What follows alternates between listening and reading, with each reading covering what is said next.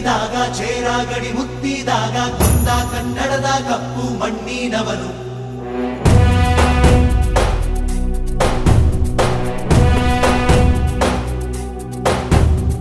ವಜ್ರ ಬಲ್ಲಾಳರಾಯ ಸೋಗೆ ಬಲ್ಲಾಳರಾಯ ಕತ್ತಿಗಲೆ ಬಿತ್ತಿ ಹೋದ ವಂಶಾದವನು.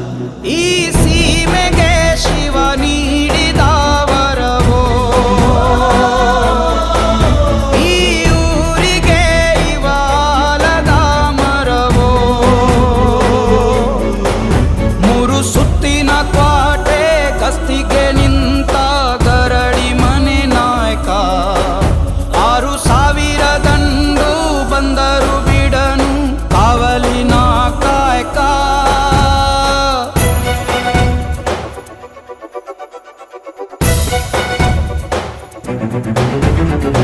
ಏಳು ಏಳೆಡೆಯ ಸರ್ಪ ಬಂದು ಕುಂತೈತೋ ಯಪ್ಪ, ನಮ್ಮ ಹುಲಿಯೂರು ದುರ್ಗ ಕಾಯೋ ಕಂದ.